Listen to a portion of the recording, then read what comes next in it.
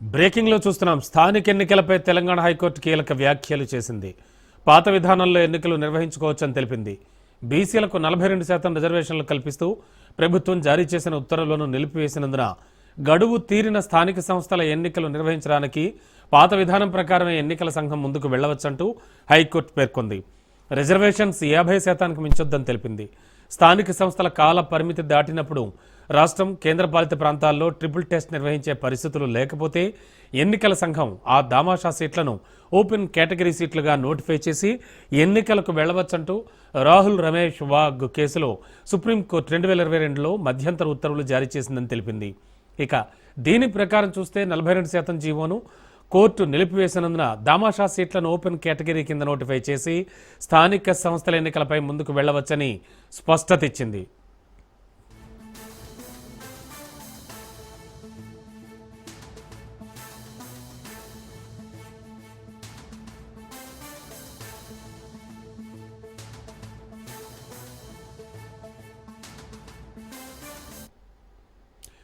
బీసీలకు 42% రిజర్వేషన్లు కల్పిస్తూ జారీ చేసిన జీవో నెంబర్ 9, అలాగే ఎన్నికల ప్రక్రియకు సంబంధించి జారీ చేసిన 41, 42 జీవోలను ఎన్నికల షెడ్యూల్ నోటిఫికేషన్ను సవాల్ చేస్తూ దాఖలైన పిటిషన్లపై హైకోర్టు స్టే ఇచ్చింది. అయితే జీవో 9, 41, 42లను మాత్రమే నిలిపివేస్తూ మధ్యంతర ఉత్తర్వులు జారీ చేస్తున్నామని తెలిపింది. ప్రతివాదులు లేవనెత్తిన అన్ని అంశాలపై ఎలాంటి అభిప్రాయం వ్యక్తం చేయడం లేదని ఎన్నికలకు ముందుకు వెళ్లవచ్చంటూ పేర్కొంది. అయితే రిజర్వేషన్లు 50% మించరాదని కండిషన్ పెట్టింది. ఓబీసీలకు రిజర్వేషన్లు కల్పించేందుకు ట్రిపుల్ టెస్ట్ విధానాన్ని ఖచ్చితంగా అమలు చేయాల్సిందే అంటూ కోర్టు స్పష్టం చేసింది. దామాషా సీట్లను ఓపెన్ కేటగిరీగా నోటిఫై చేసి ఎన్నికలు నిర్వహించుకోవచ్చని పేర్కొంది. సెప్టెంబర్ 29న ఎన్నికల సంఘం జారీ చేసిన ఎన్నికల ప్రక్రియలో జోక్యం చేసుకోలేదని ధర్మాసనం తేల్చి చెప్పింది. ఎన్నికల ప్రక్రియను కోర్టు నిలిపివేయలేదని పేర్కొంది. పిటిషన్లలో వివాదాన్ని తేల్చేదాకా 42% రిజర్వేషన్లు కల్పిస్తూ జారీ చేసిన జీవోతో పాటు తదనంతర ప్రక్రియ నిమిత్తం జారీ చేసిన జీవో 41, 42లను మాత్రమే నిలిపివేసినట్లు తెలిపింది.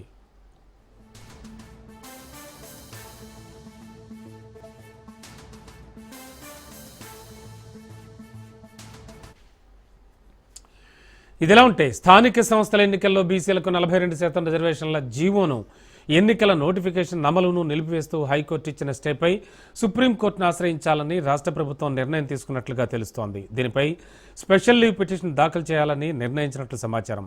హైకోర్టు ఇచ్చిన స్టేని ఎత్తివేసి ఎన్నికల నిర్వహణకు అనుమతించాలని కోరనుంది.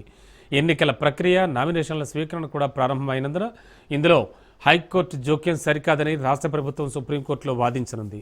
సుప్రీంకోర్టు తీర్పులకు అనుగుణంగా జనాభా గణాంకాలపై సర్వే నిర్వహించి బీసీ జనాభా 57.6% ఉన్నందున 42% రిజర్వేషన్లు కల్పించామని, దీనికి అనుగుణంగా రిజర్వేషన్ల పరిమితిని సవరిస్తూ చట్టం తీసుకొచ్చిన విషయాన్ని కోర్టు దృష్టికి తీసుకువెళ్లనుంది.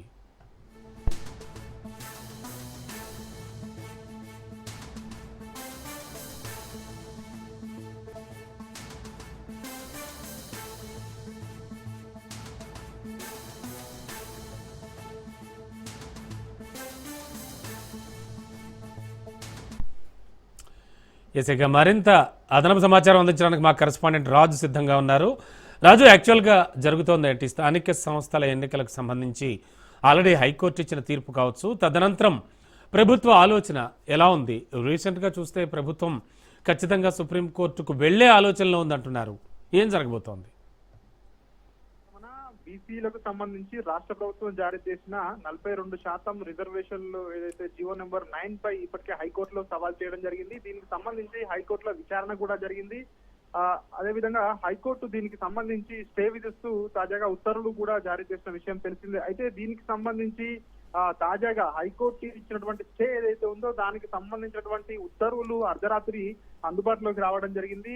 ఈ యొక్క ఉత్తర్వుల్లో ప్రధానంగా హైకోర్టు ప్రస్తావించిన కొన్ని కీలకమైనటువంటి అంశాలను హైకోర్టు తన స్టే విధిస్తూ ఉత్తర్వుల్లో తన యొక్క ఈ యొక్క కొన్ని ఉత్తర్వుల్లో ప్రకటించడం జరిగింది. ప్రధానంగా ఏదైతే రాష్ట్ర ప్రభుత్వం, రాష్ట్ర ఎన్నికల సంఘం, రాష్ట్ర ప్రభుత్వం కూడా ఏదైతే గతంలో ఉన్నటువంటి మాదిరిగానే 50% రిజర్వేషన్లకు లోబడి స్థానిక సంస్థల ఎన్నికలకు వెళ్ళొచ్చు అని చెప్పేసి కూడా క్లియర్ గా తన ఉత్తర్వుల్లో పేర్కొనడం జరిగింది. ఎక్కడా కూడా మేము ఎన్నికల ప్రక్రియను అడ్డుకోలేదని చెప్పి కూడా క్లియర్ గా అందులో మెన్షన్ చేయడం జరిగింది. ఏదైతే జీవో నెంబర్ 9 ఏదైతే ఉందో బీసీలకు కల్పిస్తూ 42% రిజర్వేషన్లకు సంబంధించి ఇచ్చిన జీవోపై అదేవిధంగా తదనంతర పరిణామాలపై వచ్చినటువంటి వాటిపై మాత్రమే మేము స్టే విధించామని చెప్పేసి కూడా హైకోర్టు క్లియర్ గా చెప్పడం జరిగింది. ఇప్పుడున్న పరిస్థితుల్లో రాష్ట్ర ప్రభుత్వం అయితే ఎన్నికలకు వెళ్లేందుకు ఏదైతే పాత విధానం ఉందో 50% లోబడి రిజర్వేషన్లకు సంబంధించి ఎన్నికలకు వెళ్లేందుకు అవకాశం ఉంది అని చెప్పేసి కూడా హైకోర్టు అయితే క్లియర్ గా తన యొక్క స్టేలో ఉత్తర్వుల్లో పేర్కొనడం జరిగింది. అదేవిధంగా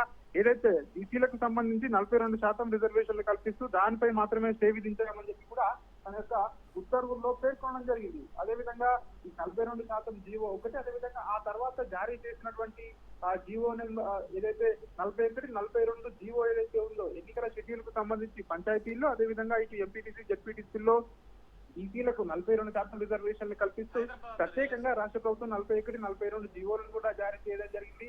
సో ఆ వాటిని మాత్రమే వాటిపై స్టే విధించడం జరిగిందని చెప్పి కూడా హైకోర్టు అయితే క్లియర్ గా తన ఉత్తర్వుల్లో పేర్కొనడం జరిగింది. ప్రధానంగా వికాస్ కిషన్ రావు గవాలీ కేసును పరిగణలోకి తీసుకొని జీవో 9, 41, 42 నిలిపివేస్తూ మధ్యంతర ఉత్తర్వులు జారీ చేస్తున్నామని చెప్పేసి హైకోర్టు అయితే క్లియర్ గా చెప్తున్న పరిస్థితి కనిపిస్తా ఉంది. అదేవిధంగా బీసీలకు 42% రిజర్వేషన్లు కల్పిస్తూ రాష్ట్ర ప్రభుత్వం ఇచ్చినటువంటి జీవో, దీని కారణంగా రాష్ట్రంలో రిజర్వేషన్లు 67% ఏదైతే చేరుకున్నాయి. 50% సీలింగ్ ఏదైతే ఉందో దాన్ని దాటిపోయాయి. ఇప్పటికే సుప్రీంకోర్టు మార్గదర్శకాల ప్రకారం 50% రిజర్వేషన్లు మించడం చెప్పేసి ఏదైతే దాని పరిమితికి ఇవి పైబడి ఉన్నాయి కాబట్టి ఖచ్చితంగా సో దాన్ని కూడా పరిగణలోకి తీసుకున్నామని చెప్పి హైకోర్టు అయితే తన ఉత్తర్వుల్లో పేర్కొనడం జరిగింది.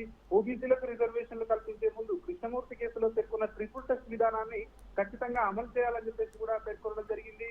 సో ప్రస్తుతం ఇప్పుడు ట్రిపుల్ టెస్ట్ ఇక్కడ పాటించామని చెప్పి రాష్ట్ర ప్రభుత్వం చెప్తా ఉంది. అయినప్పటికీ కూడా ఏదైతే ఇప్పుడు 42% రిజర్వేషన్లు కల్పిస్తూ బీసీలకు ఏదైతే 42% రిజర్వేషన్లు ఇస్తూ సీట్లను కూడా నోటిఫై చేయడం జరిగిందో, ప్రస్తుతం ఎన్నికలకు వెళ్లాలనుకుంటే ఆ సీట్లను ఏవైతే అదనంగా నోటిఫై చేసిన సీట్లు ఏవైతే ఉన్నాయో వాటిని జనరల్ సీట్లుగా నోటిఫై చేస్తూ 50% పరిమితికి లోబడి ఎన్నికలకు వెళ్లేందుకు రాష్ట్ర ప్రభుత్వానికి అవకాశం ఉంది, వెళ్ళొచ్చు, మేము ఎన్నికల ప్రక్రియలో ఎక్కడ జోక్యం చేసుకోలేదని చెప్పి స్పష్టంగా తన ఉత్తర్వులో పేర్కొనడం జరిగింది. ఇటీవల ఏదైతే కొంతమంది ఈ వాదనను సమర్థిస్తూ ఇందిరా సహాని అదేవిధంగా జన్హిత్ అభియాన్ కేసులను ప్రస్తావిస్తూ ఈబీసీలకు 10% రిజర్వేషన్లు కల్పించిన విషయాన్ని కూడా హైకోర్టు దృష్టికి ప్రభుత్వం తీసుకురావడం జరిగింది.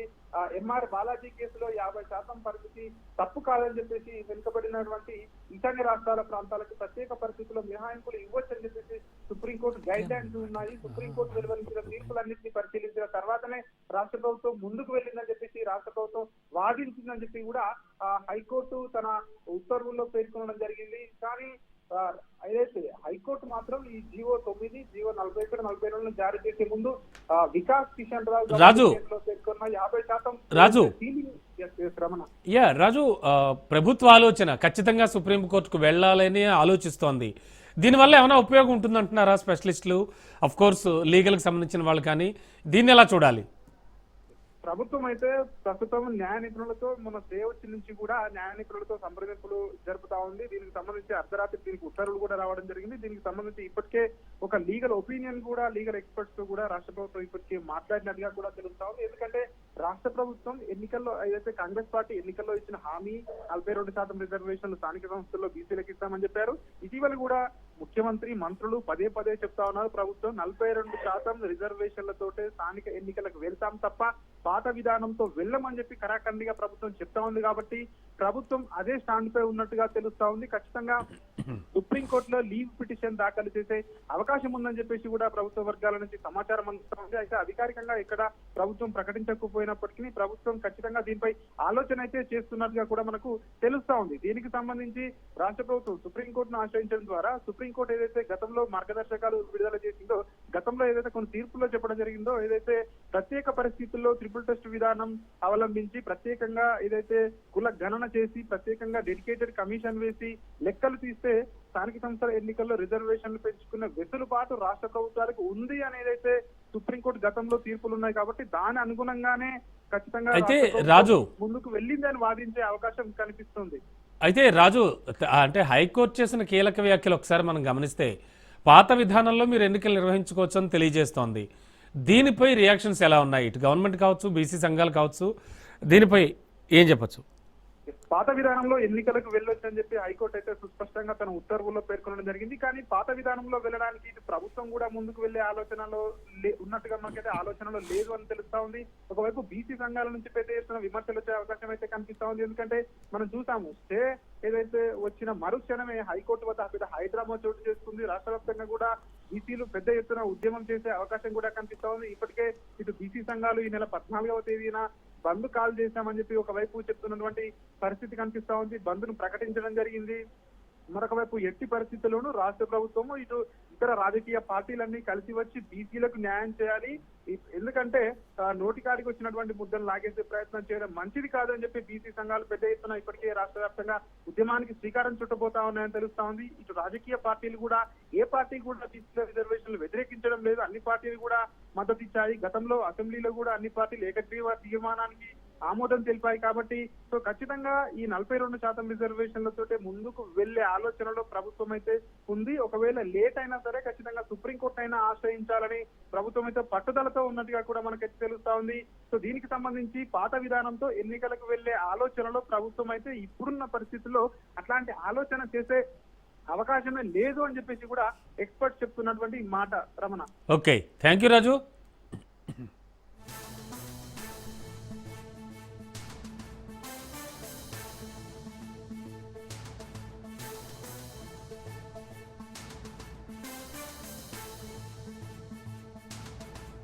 వైఎస్ఆర్ కాంగ్రెస్ పార్టీ నేత మాజీ మంత్రి పేర్ని నాని వ్యవహారం సోషల్ మీడియాలో వైరల్ అవుతోంది. మచిలీపట్నం పోలీస్ స్టేషన్లో పేర్ని నాని వ్యవహరించిన తీరు వివాదాస్పదమైంది. మెడికల్ కాలేజీలను పీపీపీ పద్ధతిలో నిర్మించాలన్న ప్రభుత్వ నిర్ణయాన్ని నిరసిస్తూ ఇటీవల వైసీపీ శ్రేణులు ఆందోళనలు చేపట్టాయి. మచిలీపట్నంలో పేర్ని నాని నేతృత్వంలో మెడికల్ కాలేజీ వద్ద నిరసనలు చేశారు. అయితే అనుమతి లేకుండా నిరసన చేపట్టారంటూ మాజీ మంత్రి పేర్ని నానితో పాటు 400 మందికి పోలీసులు నోటీసులు ఇచ్చారు. 41A కింద వీళ్ళందరికీ నోటీసులు జారీ చేశారు. అయితే పోలీసుల నోటీసులకు జవాబులు ఇవ్వొద్దంటూ వైసీపీ మచిలీపట్నం అధ్యక్షుడు మేకల సుబ్బన్న వైసీపీ వాట్సాప్ గ్రూపులో పోస్ట్ చేయడం వివాదాస్పదమైంది. ఈ నేపథ్యంలోనే మేకల సుబ్బన్నను పోలీసులు పోలీస్ స్టేషన్కి పిలిపించారు.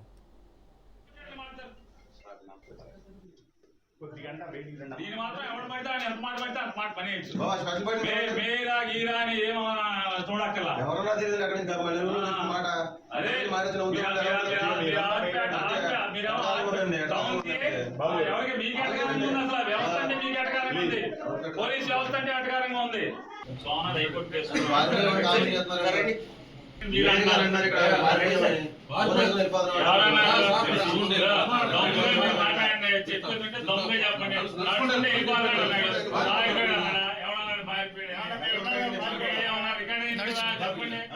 నడుచుకుంటూ వెళ్ళారు అన్నాడు.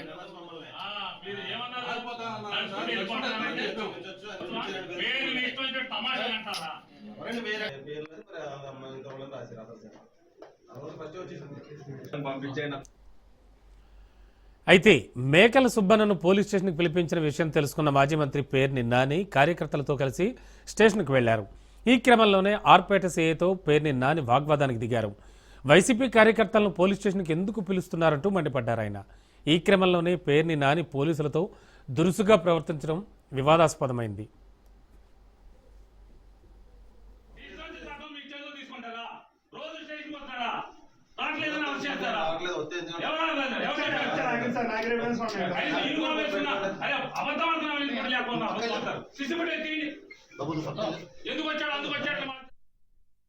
మరోవైపు పోలీస్ స్టేషన్లో పేర్ని నాని వ్యవహరించిన తీరుపై జిల్లా ఎస్పీ సీరియస్ అయ్యారు. ఆర్పేట సీఐతో పేర్ని నాని వ్యవహరించిన తీరుపై ఎస్పీ విద్యాసాగర్ నాయుడు ఆగ్రహం వ్యక్తం చేశారు. సీఐ విధులకు ఆటంకం కలిగించేలా పేర్ని నాని వ్యవహరించారన్న ఎస్పీ ఆయన మీద చట్టపరమైన చర్యలు తీసుకుంటామని స్పష్టం చేశారు. మెడికల్ కాలేజీ వద్ద అనుమతి లేకుండా చేపట్టిన నిరసన కేసులో కొంతమందికి నోటీసులు ఇచ్చామన్న ఎస్పీ ఈ కేసులో విచారణలో భాగంగానే A8గా ఉన్న మేకల సుబ్బన్నను స్టేషన్కు పిలిపించినట్లు వివరించారు.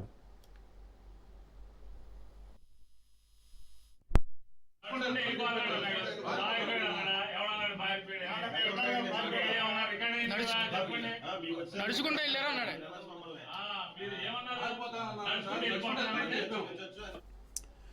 సుబ్బన్నను విచారిస్తున్న టైంలోనే పేర్ని నాని గుంపుగా పోలీస్ స్టేషన్కి వచ్చారని ఎస్పీ విద్యాసాగర్ నాయుడు వివరించారు. ఛాంబర్లోకి వచ్చి విచారణ అధికారి అయిన సీఏని బెదిరించేలా మాట్లాడారని దీన్ని పోలీస్ శాఖ తరఫున తీవ్రంగా ఖండిస్తున్నట్లు తెలిపారు. పోలీస్ స్టేషన్కి రావడంలో తప్పులేదన్న ఎస్పీ విచారణ ఎదుర్కొంటున్న వ్యక్తిని విడిపించుకెళ్తానడం సరికాదన్నారు. పోలీసులతో గౌరవంగా మెలగాలని గుంపులుగా వచ్చి గలాటా సృష్టించడం సరైంది కాదన్నారు.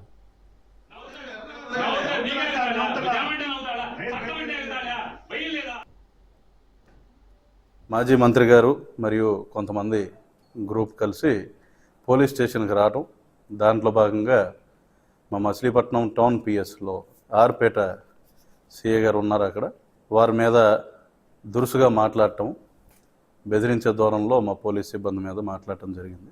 ఇది మా దృష్టికి వచ్చింది. వివిధ మీడియా మాధ్యమాల్లో కూడా వీడియోస్ వైరల్ అవ్వడం జరిగింది. దీన్ని కృష్ణా జిల్లా పోలీసుల తరఫున మేము ఖండిస్తున్నాం.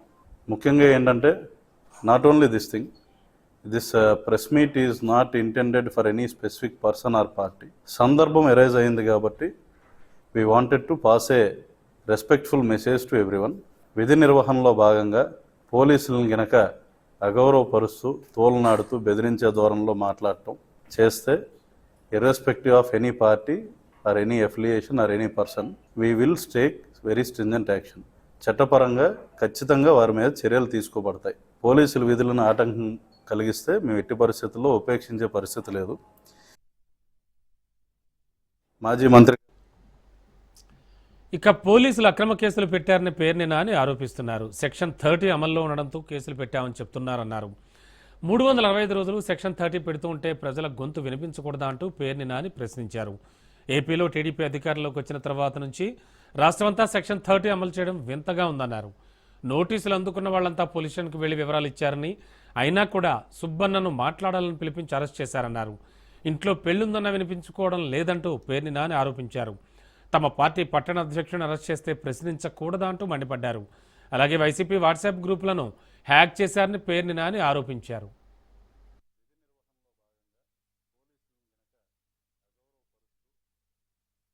సంబరాల రాంబాబు లాడ్జ్లో దొరికాడని ఒక పోస్ట్ పెడితే 3 ఏళ్ల క్రితం తీసుకొచ్చి పెట్టాము.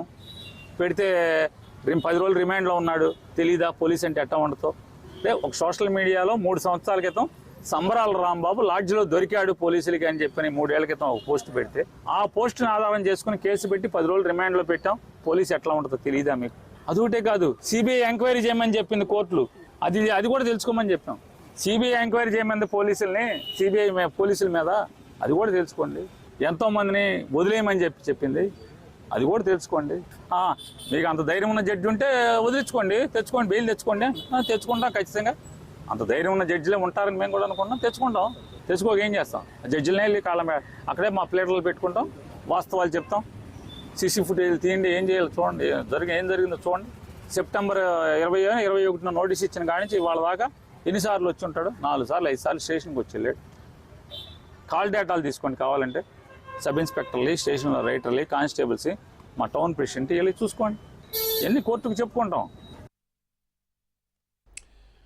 ముంబై తరహాలో విశాఖ అభివృద్ధి చెందుతోందని సీఎం చంద్రబాబు అన్నారు. గూగుల్, టీసీఎస్ వంటి దిగ్గజ సంస్థల రాకతో ఆ నగరం ఐటీ హబ్గా మారుతోందని చెప్పారు. మంత్రివర్గ సమావేశంలో చంద్రబాబు ఈ వ్యాఖ్యలు చేశారు. పెట్టుబడులకు ఆమోదంతో పాటు సంస్థలు గ్రౌండ్ అయ్యేలా మంత్రులు బాధ్యత తీసుకోవాలన్నారు. కేబినెట్ సమావేశంలో ఏ సంస్థకు ఆమోదం తెలుపుతున్నామో సంబంధిత శాఖ మంత్రి సమన్వయం చేసుకోవాలంటూ సీఎం దిశానిర్దేశం చేశారు. ఎంతో కష్టపడి రాష్ట్రానికి పెట్టుబడులు తెస్తున్నప్పుడు వాటి ఫలాలు ప్రజలకు అర్థమయ్యేలా చెప్పాలన్నారు.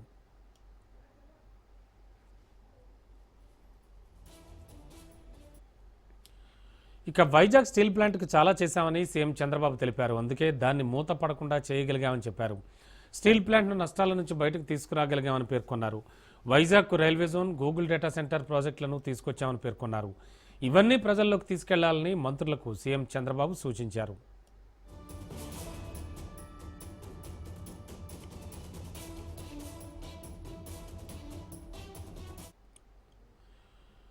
ఆర్ఎస్లాల్ మిట్టల్ ప్లాంట్కు త్వరలో శంకుస్థాపన చేయబోతున్నట్లు సీఎం చంద్రబాబు ప్రకటించారు.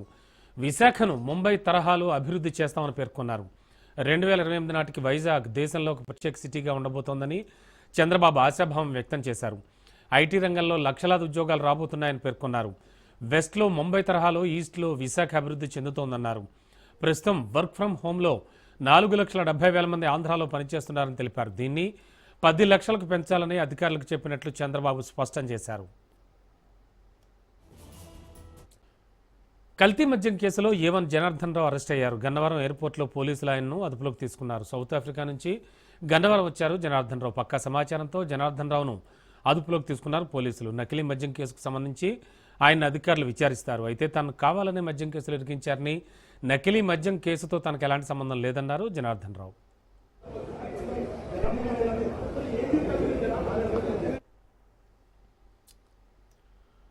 చైనాపై అమెరికా మరోసారి టారిఫ్ల మోత మోగించింది. యుఎస్కు అరుదైన ఖనిజాల ఎగుమతులపై చైనా ఆంక్షలు విధించడంపై ట్రంప్ సీరియస్ అయ్యారు. యుఎస్ దిగుమతి చేసుకునే చైనా ఉత్పత్తులపై 100% సుంకాలు విధించారు. చైనా అందరికీ శత్రువుగా మారుతోందంటూ అమెరికా అధ్యక్షుడు ట్రంప్ మండిపడ్డారు. అవసరమైతే జిన్పింగ్తో భేటీ రద్దు చేసుకుంటానని ట్రంప్ స్పష్టం చేశారు. చైనాపై అదనపు సుంకాలను కూడా విధిస్తామని ట్రంప్ తెలిపారు.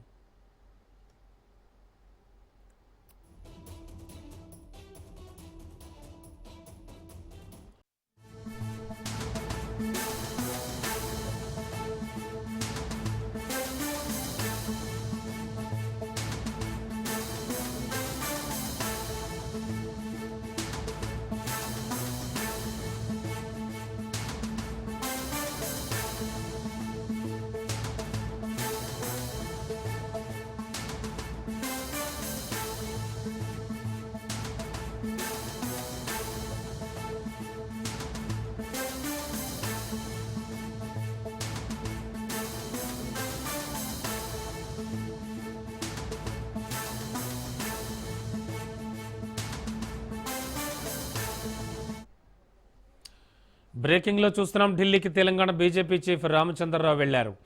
జూబ్లీహిల్స్ అభ్యర్థి ఎంపికపై అధిష్టానంతో ఆయన చర్చిస్తారు. అయితే ఇవాళ సాయంత్రం బీజేపీ అభ్యర్థిని ప్రకటించే అవకాశం కనిపిస్తోంది. ఈ నేపథ్యంలో ఆశావహులు ఎవరెవరున్నారు, ఎవరి వల్ల మనకు ఉపయోగం అనేటువంటి విషయంపై కూడా ఢిల్లీ పెద్దలతో చర్చించడానికి ఢిల్లీ వెళ్ళినట్టుగా తెలుస్తోంది బీజేపీ చీఫ్ రామచంద్రరావు.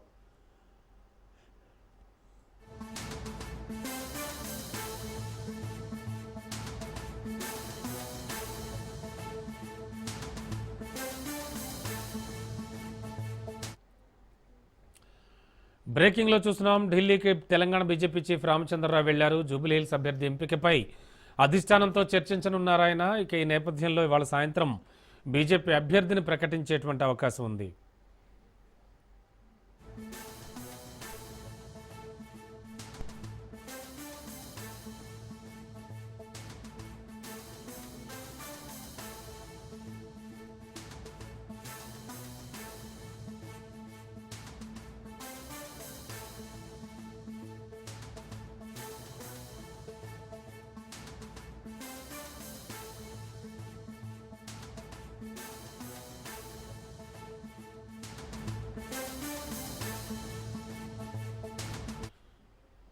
జూబ్లీహిల్స్ అభ్యర్థి ఎంపికపై అధిష్టానంతో చర్చించడానికి తెలంగాణ బీజేపీ చీఫ్ రామచంద్రరావు ఢిల్లీ వెళ్లారు. అయితే ఆయన ఈ సాయంత్రానికే బీజేపీ అభ్యర్థిని అటు అధిష్టానం ప్రకటించేటువంటి అవకాశం కూడా కనిపిస్తోంది. నేపథ్యంలో ఆయన ఢిల్లీ వెళ్ళినట్టు సమాచారం. మా కరెస్పాండెంట్ రాజు మరిన్ని వివరాలు అందిస్తారు. రాజు, ఏం జరుగుతోంది? తెలంగాణ బీజేపీ చీఫ్ ఢిల్లీ పయనం అండ్ ఆశావహుల లిస్టుతో వెళ్లారా? అండ్ అసలు ఎవరెవరు బరిలో నిలవనున్నారు? గెలుపు గుర్రం ఎవరుగా భావిస్తోంది బీజేపీ అధిష్టానం కానీ, ఇటు రామచంద్రరావు అండ్ మిగతా బీజేపీ వర్గాలు కానీ? ఏం జరగబోతోంది? సాయంత్రానికి ఖచ్చితంగా ఒక ప్రకటన వచ్చే అవకాశం కనిపిస్తోందా రాజు? రైట్ రమణ, తెలంగాణ బీజేపీ ఇప్పటికే జూబ్లీహిల్స్ ఉప ఎన్నిక పైన ఫోకస్ చేసింది. ఆ అభ్యర్థి ఎంపిక పైన కూడా కసరత్తు వేగవంతం చేసినటువంటి పరిస్థితి ఉంది. అయితే ఇవాళ బీజేపీ స్టేట్ చీఫ్ రామచంద్రరావు ఢిల్లీకి పయనమయ్యారు. ఆయన ఢిల్లీకి మరి కాసేపట్లో చేరుకోబోతా ఉన్నారు. ఇవాళ జాతీయ నాయకులైనటువంటి నడ్డాతో పాటు కానీ పలువురు నేతలతో భేటీ కాబోతా ఉన్నారు. తెలంగాణలో ఉన్నటువంటి రాజకీయ పరిస్థితులతో పాటు కానీ స్థానిక సంస్థల ఎన్నికలకు సంబంధించి ఇటీవల జరిగినటువంటి హైకోర్టులో వాదనలు, బీసీ రిజర్వేషన్ ఎజెండాగా సాగినటువంటి హైకోర్టు వాదనలు కూడా అధిష్టానానికి వివరించేటటువంటి ఛాన్స్ అయితే కనిపిస్తూ ఉంది. అయితే మరోవైపు జూబ్లీహిల్స్ ఉప ఎన్నికల్లో బలాబలాల గురించి కూడా వివరించేటటువంటి ఛాన్స్ అయితే కనిపిస్తూ ఉంది. మరోవైపు ఇప్పటికే మూడు ప్రధానంగా తెలంగాణలో రాజకీయ పార్టీలు అయినటువంటి రెండు రాజకీయ పార్టీలు బీఆర్ఎస్ అదేవిధంగా కాంగ్రెస్ రెండు కూడా అభ్యర్థులను ప్రకటించాయి. మరో ప్రధానమైనటువంటి పార్టీగా ఉన్నటువంటి బీజేపీ ఈ యొక్క కసరత్తును వేగవంతం చేసింది. అయితే ఇతర పార్టీలు తమ అభ్యర్థులను బరిలోకి దింపేందుకు కూడా ఇప్పటికే ప్రకటన చేసిన నేపథ్యంలో కూడా వారు గ్రౌండ్ లెవెల్లో వర్క్ చేసుకుంటున్నారు. మరోవైపు బీజేపీ నేతలు కూడా క్షేత్రస్థాయిలో పర్యటనలు చేస్తూ ఉన్నారు. మరోవైపు ప్రచారం చేస్తున్నప్పటికీ కూడా అభ్యర్థి పైన ఇప్పటికీ క్లారిటీ రాలేదు.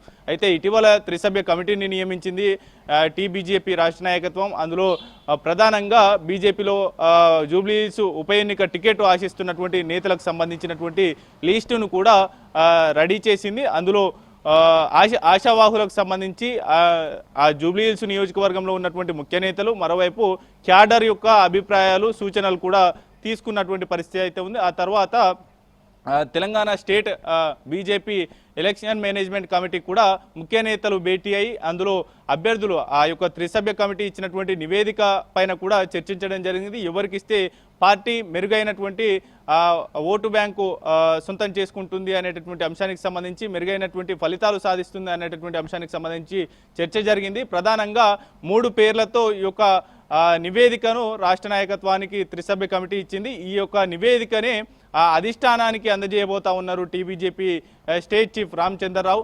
పూర్తి స్థాయిలో కూడా ఇవాళ సాయంత్రం జరగబోయేటటువంటి బీజేపీ పార్లమెంటరీ బోర్డు సమావేశంలో బీహార్ ఎన్నికలలో పోటీ చేసేటటువంటి అభ్యర్థులపైన కూడా చర్చ జరగబోతా ఉంది. ఆ తర్వాత తెలంగాణలో జరగబోయేటటువంటి ఏకైక ఉప ఎన్నిక జూబ్లీహిల్స్ ఉప ఎన్నిక కావడంతో దానిపైన కూడా ఎవరు బీజేపీ నుంచి బరిలో దిగబోతా ఉన్నారు అనేటటువంటి స్పష్టత కూడా ఈ యొక్క సమావేశం తర్వాత వచ్చేటటువంటి అవకాశం అయితే కనిపిస్తూ ఉంది. త్రిసభ్య కమిటీ ఇచ్చినటువంటి నివేదికను అధిష్టాన పెద్దలకు బీజేపీ చీఫ్ రామచంద్రరావు అందించబోతా ఉన్నారు. ఆ తర్వాత జరగబోయేటటువంటి పార్లమెంటరీ బోర్డు సమావేశంలో కూడా బీజేపీ పార్లమెంటరీ బోర్డు సమావేశంలో కూడా దీనిపైన ఈ యొక్క నివేదిక పైన చర్చిస్తారు. అందులో అంటే ప్రాధాన్యత క్రమంలో ఇచ్చినటువంటి లిస్ట్ ప్రకారం మరోవైపు రాష్ట్ర నేతలు మొగ్గు చూపినటువంటి నేతలు ఎవరు అనేటటువంటి అంశానికి సంబంధించి అభిప్రాయాలు, సూచనలు కూడా ఆ అధిష్టానం రామచంద్రరావు నుంచి తీసుకోబోతా ఉంది. ఆ తర్వాత పార్లమెంటరీ బోర్డు సమావేశం అనంతరం కూడా ఇందులో చర్చించేటటువంటి ఛాన్స్ అయితే తప్పక కనిపిస్తూ ఉంది. ఆ తర్వాత ప్రకటన వచ్చేటటువంటి ఛాన్స్ కూడా ఎక్కువగా ఉన్నటువంటి పరిస్థితి ఉంది. ప్రధానంగా జూబ్లీహిల్స్ నియోజకవర్గం నుంచి బీజేపీ టికెట్ ఆశిస్తుంది లంకాల దీపక్ రెడ్డి. గతంలో కూడా ఆయన బీజేపీ టికెట్ పైన పోటీ చేసి ఓటమి పాలయ్యారు. 3వ స్థానానికి పరిమితమైనటువంటి పరిస్థితి అయితే ఉంది. మరోవైపు కీర్తిరెడ్డి కూడా ఈ యొక్క బీజేపీ టికెట్ ఆశిస్తున్నటువంటి పరిస్థితి అయితే ఉంది. మరోవైపు డాక్టర్ పద్మ కూడా ఈ యొక్క టికెట్ ఆశిస్తా ఉన్నారు. అయితే ఆ ముగ్గురు కూడా అగ్రవర్ణాలకు చెందినటువంటి సామాజిక వర్గానికి కావడంతో కూడా బీసీ సామాజిక వర్గానికి చెందినటువంటి నేతల కోసం రాష్ట్ర నాయకత్వం కూడా కొంత ఆలోచిస్తున్నటువంటి పరిస్థితి అయితే ఉంది. ఈ ముగ్గురులో ఎవరిని ఒకరిని ఫైనల్ చేసేటటువంటి ఛాన్స్ అయితే కనిపిస్తా ఉన్నటువంటి పరిస్థితి అయితే ఉంది. Ramana, done. Thank you Raju.